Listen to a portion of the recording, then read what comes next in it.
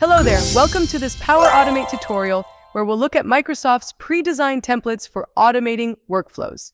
Before we begin, a quick note that this video is part of a beginner's course that you can access by clicking the pop-up here in the top right-hand corner. All right, let's dive into Power Automate and get started quickly by using one of Microsoft's pre-designed templates. Templates are ready-made automation solutions that you can use right away without building from scratch.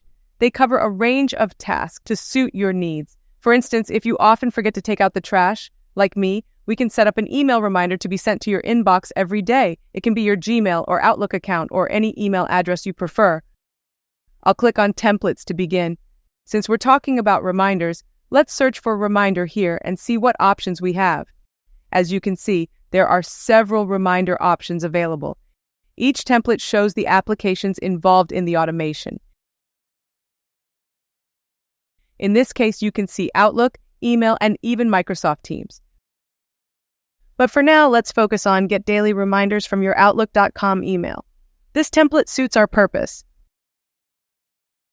Now we get a quick preview of what this automation will do, sending a reminder email every day. You can customize the email address and content as needed.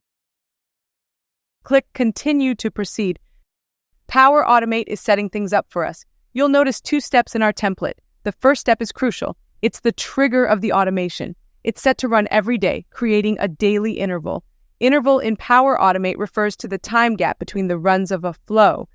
The interval can be specified by the user based on the frequency, time zone, and start time of the flow. We can see the options we have when we click on the frequency drop-down menu. So this trigger is where the automation starts. You can also click Show Advanced Options to set a specific time and time zone for greater precision.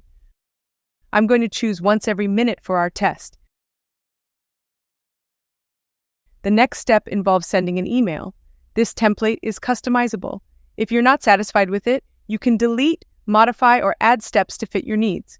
We can add new steps by either clicking this plus here or the new step button to add it to the end of our flow.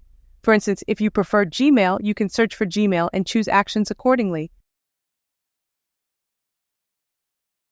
For now, this template works fine. I'll fill out some details here, so I'll specify who to send it to. I'll also put a subject title in there. Once you've set up your template steps, click Save. This completes the automation setup. After saving your automation, the next step is to perform some quick testing to ensure everything runs smoothly. To facilitate this, let's take a look at the flow checker. Clicking on it provides a concise overview of any errors or warnings that might need your attention within your automation. As everything appears to be in order here, let's proceed to the testing phase. Click on Tests. Here, you have the option for manual testing. This means you can initiate a test run on demand without waiting for a full day to see the results. It's a convenient way to check if your setup is functioning as expected. Since we want to trigger the email manually, this approach works well.